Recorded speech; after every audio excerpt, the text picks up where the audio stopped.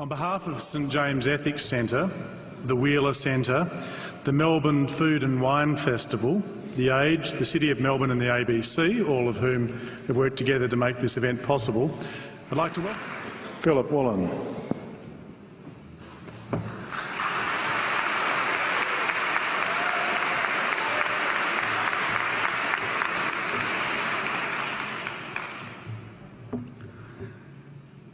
King Lear, late at night on the cliffs, asks the blind Earl of Gloucester, "How do you see the world?"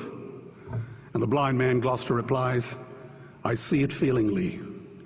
And shouldn't we all? Animals must be off the menu because tonight they are screaming in terror in the slaughterhouses, in crates and in cages, vile, ignoble gulags of despair."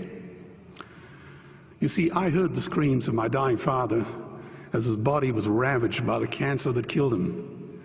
And I realized I'd heard those screams before. In the slaughterhouse, their eyes stabbed out and their tendons slashed, on the cattle ships to the Middle East, and the dying mother wail as a harpoon explodes in her brain as she calls out to her calf. Their cries were the cries of my father. And I discovered that when we suffer as equals. And in their capacity to suffer, a dog is a pig, is a bear, is a boy. Meat today is the new asbestos, more murderous than tobacco. CO2, methane and nitrous oxide from the livestock industry are killing our oceans with acidic, hypoxic dead zones. 90% of small fish are ground up into pellets to feed to livestock. Vegetarian cows today are the world's largest ocean predators. The oceans are dying in our time. By 2048, all our fisheries will be dead, the lungs and the arteries of the earth. Billions of bouncy little chicks are ground up alive simply because they are male. Only 100 billion people have ever lived. 7 billion people live today. And yet we torture and kill 2 billion sentient living beings every week. 10,000 entire species are wiped out every year because of the actions of one. And we're now facing the 6th mass extinction in cosmological history. If any other organism did this, a biologist would call them a virus. It is a crime against humanity of unimaginable proportions. But happily, the world is changing. 10 years ago, Twitter was a bird sound. www was a stuck keyboard. Cloud was in the sky. 4G was a parking space. Google was a baby's burp. Skype was a typo. And Al-Qaeda was my plumber. Victor Hugo said, "There is nothing more powerful than an idea whose time has come." Well, animal rights today is now the greatest social justice issue since the abolition of slavery. Do you know there are over 600 million vegetarians in this world? And that is bigger than the United States, England, France, Germany, Spain, Italy, Canada, Australia, New Zealand, all put together. If we were one nation, we would be bigger than the 27 nations of the European Union. Can you believe that? And despite this massive demographic footprint, we are still drowned out by the raucous hunt and shoot and killing cartels who believe that violence is the answer when it should not even be a question. Meat kills animals, kills us, and is killing our economies. Medicare has already bankrupted the United States. They will need $8 trillion invested in Treasury bills just to pay the interest, and they have precisely zero. They could shut down every school, Army, Navy, Air Force, Homeland Security, Marines, CIA, and FBI, and they still will not have the money to pay their doctor bills. And our Cornell and Harvard say that the optimum amount of meat in a healthy human diet is precisely zero. Water, as you know, is the new oil. Nations will soon be going to war for it. Underground aquifers that took millions of years to fill are now running dry. It takes 50,000 liters of precious drinking water to make 1 kilo of beef. Today, 1 billion people are hungry. 20 million people will die from malnutrition. Cutting meat by only 10% will feed 100 million people, and eliminating meat will end starvation forever. If everyone ate a Western diet, we would need 2 planet Earths to feed us. We've only got one, and she is dying. Greenhouse gas emissions from livestock is 50% greater than transport, as Peter said. Cars, trains, buses, ships, lorries, the whole lot.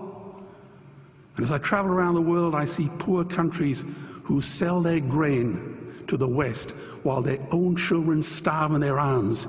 And the West feeds it to livestock so we can eat a steak? Am I the only one who sees this as a crime? Believe me, every morsel of meat we eat is slapping the tear-stained face of a hungry child. When I look into her eyes, do I remain silent? The earth can produce enough food for everyone's need, but not enough for everyone's greed. We are facing the perfect storm. If any nation had developed weapons that could wreak such havoc on the planet, we would launch a preemptive military strike and bomb it back into the Bronze Age. But it's not a rogue state, it's an industry. The good news is we don't have to bomb it. We can just stop buying it.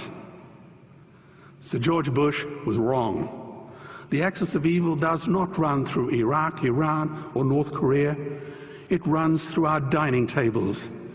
Weapons of mass destruction are our knives and forks. Our proposition is the Swiss Army knife of the future. It solves our environmental, water, human health problems and ends cruelty forever. The Stone Age didn't end because we ran out of stones. This cruel, disgusting industry will end because we run out of excuses. Meat is like the 1 and 2 cent coins. It costs more to make than it's worth. And I come from the bush. Farmers are the ones with the most to gain. Farming won't end, it would boom. Only the product line will change. Farmers would make so much money they won't even bother counting it, and I'd be the first to applaud them. Governments would love us. New industries would emerge and flourish. Health insurance premiums would plummet. Hospital waiting lists would disappear. Hell, we'd be so healthy, we'd have to shoot someone just to start a cemetery. So tonight I have 2 challenges for the opposition. 2 challenges. Meat causes a wide range of cancers and heart disease. Would they name one disease caused by a vegetarian diet? And 2, I'm funding the Earthlings trilogy.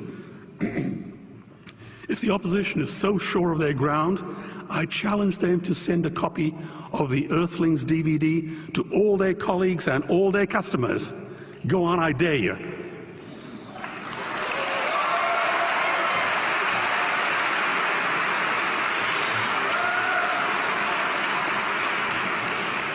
Animals are not just other species, they are other nations, and we murder them at our peril. The peace map is drawn on a menu.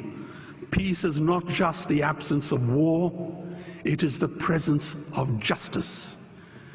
Justice must be blind to race, color, religion, or species. If she's not blind, she will be a weapon of terror.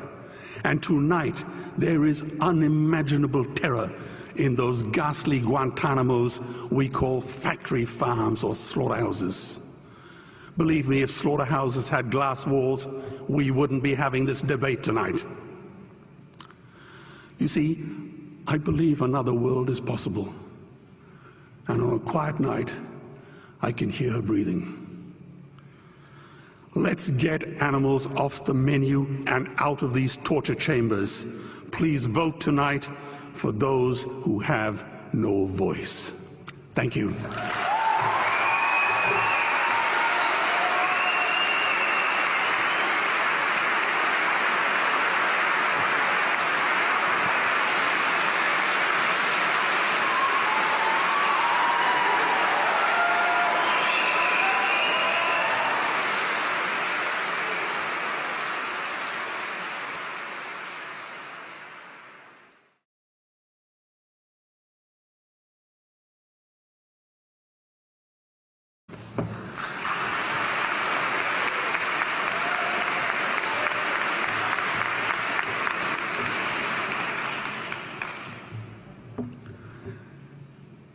King Lear, late at night on the cliffs, asks the blind Earl of Gloucester.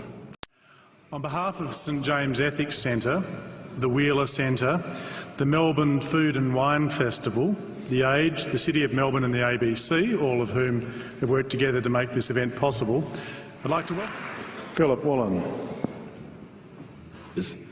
Vile, ignoble gulags of despair. You see, I heard the screams of my dying father as his body was ravaged by the cancer that killed him, and I realized I'd heard those screams before. In the slaughterhouse, their eyes stabbed out and their tendons slashed on the cattle ships to the Middle East, and the dying mother wail as a harpoon explodes in her brain as she calls out to her calf. Their cries were the cries of my father. And I discovered, how do you see the world? And the blind man Gloucester replies, I see it feelingly. And shouldn't we all? Animals must be off the menu because tonight they are screaming in terror in the slaughterhouses, in crates and in cages.